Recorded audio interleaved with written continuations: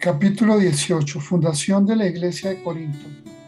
Después de esto, Pablo se ausentó de Atenas y llegó a Corinto.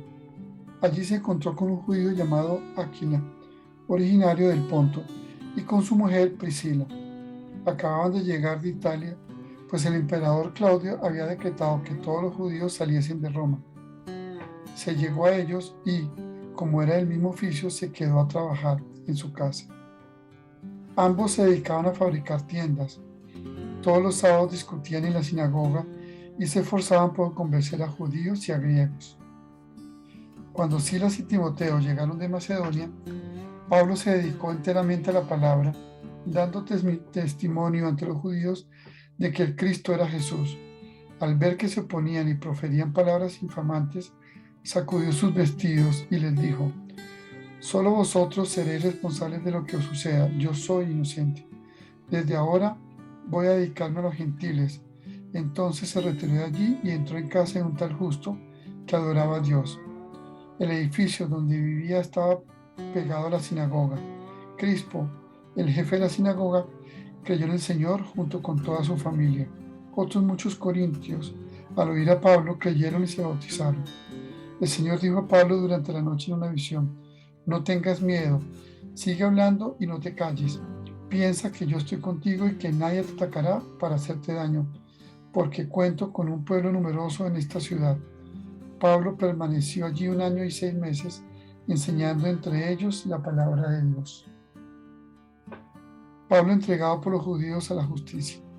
Siendo Galión procónsul de Acaya, los judíos actuaron de común acuerdo en contra de Pablo. Lo condujeron ante el tribunal y dijeron: Este persuade a la gente para que adore a Dios de una manera contraria a la ley. Iba Pablo a abrir la boca cuando Galión dijo a los judíos: Si se tratara de algún crimen o mala acción, yo os escucharía, judíos, con calma como es lógico. Pero como se trata de discusiones sobre palabras y nombres y cosas de vuestra ley, allá vosotros. Yo no quiero ser juez en estos asuntos. Y los echó del tribunal. Entonces agarraron a Sóstenes, el jefe de la sinagoga, y se pusieron a golpearlo ante el tribunal sin que a Galión le dieran esto ningún cuidado. Vuelta a Antioquía y partida para el tercer viaje. Pablo se quedó allí todavía bastantes días. Después se despidió de los hermanos y se embarcó rumbo a Siria, junto con Priscila y Aquila. En Secreas se había afeitado la cabeza porque había hecho un voto. Cuando arribaron a Éfeso, se separaron de ellos. Entró en la sinagoga y se puso a discutir con los judíos. Le rogaron que se quedase allí más tiempo, pero no accedió. Al despedirse les dijo: Volveré a vosotros otra vez si Dios quiere. Y zarpó a Éfeso. Desembarcó en Cesarea y después de subir a saludar a la iglesia, bajó a Antioquía. Después de pasar allí algún tiempo, marchó a recorrer una tras otra las regiones de Galicia y Frigia para fortalecer a todos los discípulos. Llegó a Éfeso un judío llamado Apolo, originario de Alejandría. Era hombre elocuente que dominaba las escrituras.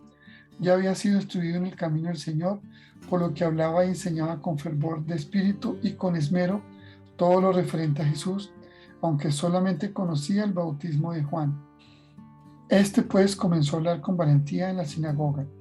Al oírle hablar, lo tomaron consigo Aquila y Priscila y le explicaron con más exactitud el camino. Como Apolo quería pasar a Acaya, los hermanos le animaron a ello y escribieron a los discípulos para que lo recibieran. Una vez allí, y con el auxilio de la gracia, fue de gran provecho para los que habían creído, pues rebatía vigorosamente en público a los judíos, demostrando por qué las escrituras que el Cristo era Jesús.